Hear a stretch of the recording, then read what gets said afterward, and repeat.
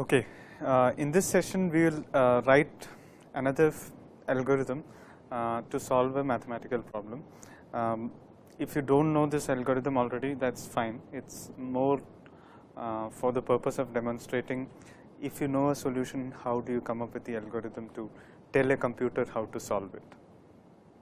Okay, the algorithm is for finding the greatest common divisor or the highest common factor. It's known under two names of two positive integers m and n. Okay. So this is an algorithm you probably know. How do you solve this? Let's first try a naive solution, and before writing an algorithm, let's see what do I mean by the simple solution of GCD. Okay. So you are asked to find the greatest common divisor of m and n. Take the smaller number n, and now you start looking for each number k between 1 and n. Remember that n is the smaller number. In descending order, do the following. What you do is, if k divides m and n, then k is the greatest common divisor of m and n, and this is obvious by the definition of greatest common divisor. If k divides m and n, then it is obviously a divisor of m and n. Also, we are coming in descending order. We start from n and go down to 1. So the first divisor that you hit when you go down is going to be the greatest common divisor of m and n. Okay. So this algorithm obviously works. It will compute the GCD correctly, but it is very slow. Okay. And think about very large numbers m and n, and you will see that it may go n steps before reaching the correct GCD. So compute the GCD of two very large numbers which are relatively prime to each other. That means that the GCD of m and n are 1. Now if you pick such a pair, this algorithm will compute the GCD correctly, but it will take n steps because you have to go down all the way from n to 1 before you will hit the GCD. Okay. Can we do better? There is a faster way, and it's a very old algorithm. The algorithm is due to Euclid. We will see a slightly modified version of that algorithm. So before we go into Euclid's algorithm for GCD, we will describe what it does, okay, and give you a slight intuition of why it works. So consider the GCD of 8 and 6. Okay. Now you can consider two rods, one of length 8 and another of length 6. Okay. Now obviously if a number divides 6 and 8, then I should be able to make a stick of that length so that I can measure 6 exactly with that shorter rod, and I can measure 8 exactly with that shorter rod. This is the meaning of a common divisor, and we have to find the greatest common divisor. Okay, so first what we will do is we will measure the longer rod using the shorter rod. Now it may not measure the longer rod exactly. For example, in this case, 6 does not measure 8 exactly. Okay, there will be a small piece of length 2 left over. So take that remainder, and now repeat the process. Now 2 has become the shorter rod and 6 has become the longer rod. Okay. Now see if 2 measures 6 exactly. It does. Okay. So you are done, and then you can say that 2 is the GCD of 8 and 6. Okay. The reason why this works is by the nature of this algorithm, it is clear that 2 divides 6, because that's why we stopped the algorithm, and also we know that 8 is basically 6 plus 2, so it is obviously a multiple of 2. Okay, so it is a common divisor, and with a slightly more elaborate argument, we can argue that it is the greatest common divisor. Okay. So this is an algorithm which is essentially due to Euclid. So it was known for at least 2000 years. Let us pick a slightly more elaborate example. Let's say we want to find the GCD of 102 and 21. Okay. The process of taking remainder is what is known as the modulo operator in mathematics. So 102 modulo 21 is the remainder of integer division of 102 by 21. Okay. So the remainder of when you divide 102 by 21 is 18. Okay. So that's the shorter rod for the next stage. Now 21 mod 18 is 3.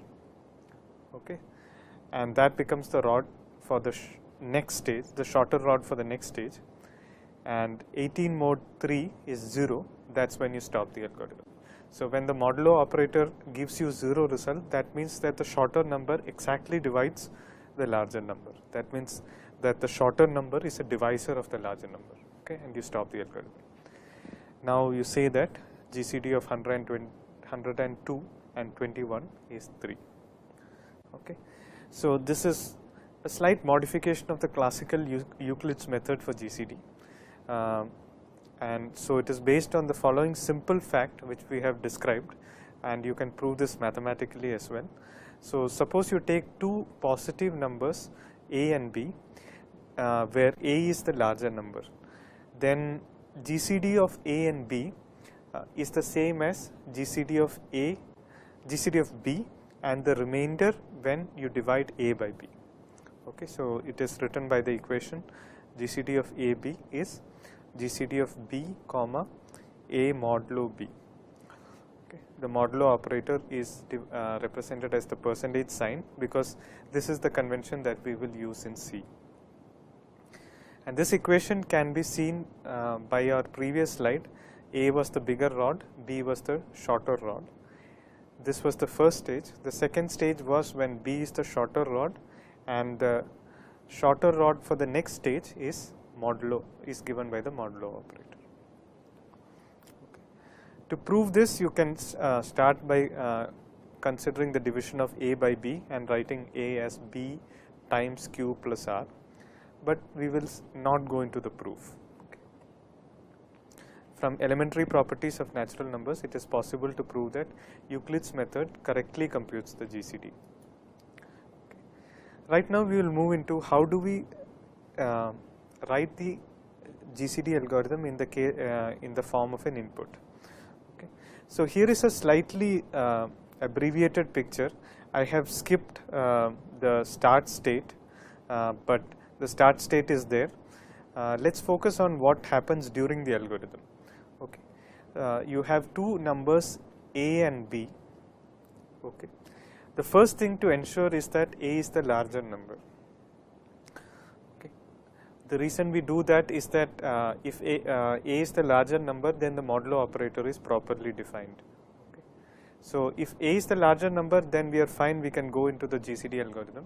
If A is not the larger number, you merely swap A and B, so that whatever is the larger number, you call it A. Okay.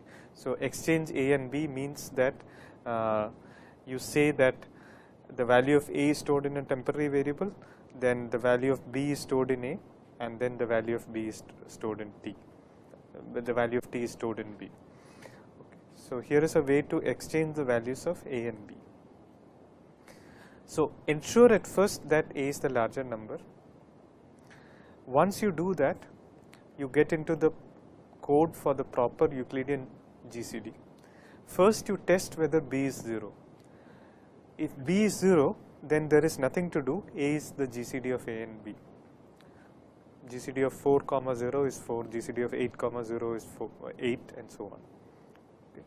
So if the smaller number is 0, then there is nothing to do in the algorithm is over, and you say that print A. If B is not 0, then we do the Euclidean equation. Okay. You take A modulo B, store it in a variable G, then assign the value of B to A and assign the value of G to B. Okay. So this corresponds to the operation of taking B and A modulo B as the next step. Okay. After you do that, you again test the condition whether B has now become 0. If it is 0, then we are done and A is the GCD. Otherwise, we do another round of taking A modulo B and setting A equal to B and B equal to G. Okay.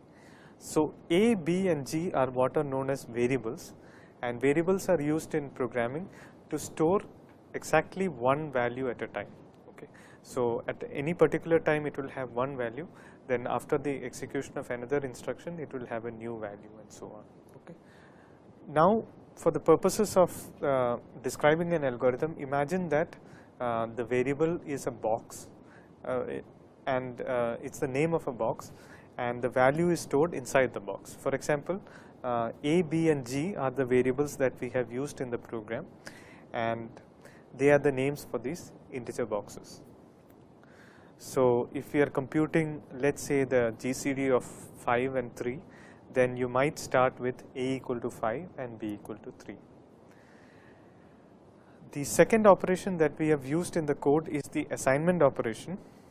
So, this is what an example of the assignment operator, and when we do an assignment, what we mean is that you take the left variable, which is G in this case, and assign it the value of what is the expression on the right hand side, which is A modulo B. Okay. So, assignment A equal to B replaces whatever is stored in A by what is stored in B. Okay. So, take the right hand side, take the value of that and put it into the variable that the left hand side represents. Okay. For example, if A was 5 and B is 3, after A equal to B, you would take the value of B and put it in A. So, A will now become 3 and B will remain 3. Another small thing that we have used in the code is sequential assignment. So, if you write a bunch of statements one after the other, let us say separated by semicolons, then this means that the instructions are to be executed one after the other in sequence. So, first you do G equal to A modulo B, then you do A equal to B, and after that you do B equal to G. Okay. So, initially let us say that A is 10 and B is 6, G is undefined. After you run the statement G equal to A modulo B, you take 10 modulo 6, you will have 4, and then A equal to B, the value of B will be stored in A, so A becomes 6, and then B equal to G, the value of G will be stored in B, so B will become 4. Now, let us just dry run the program or the algorithm and see how it computes the GCD of two numbers. Okay. So, I will denote the currently executing statement with an icon, and I will call this the program counter. So, this is at any point it is the next step to be executed. Initially it is at the beginning of the code where you take the input, and we will have 3 variables which will represent the current state of a program. Okay. So, suppose you want to compute the GCD of 8 and 6. Okay. So, you have A equal to 8, B equal to 6, you know that A is greater than B, so you proceed.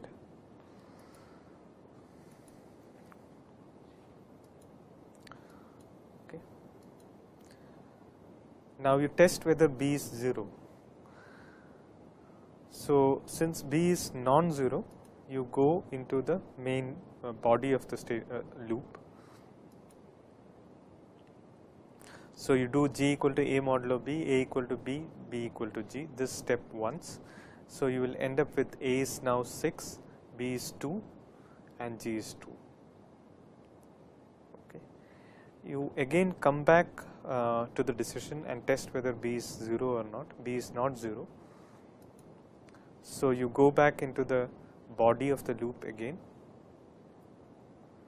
So, you have G to be A modulo B. So, 6 modulo 2 should be 0, and then you do A equal to B and B equal to G, you will have A equal to 2, B equal to 0 and G equal to 0. At this point B is now 0, so you say that A is actually the GCD of three numbers, of the numbers 8 and 6. Okay. So you can ensure that it computes the GCD correctly.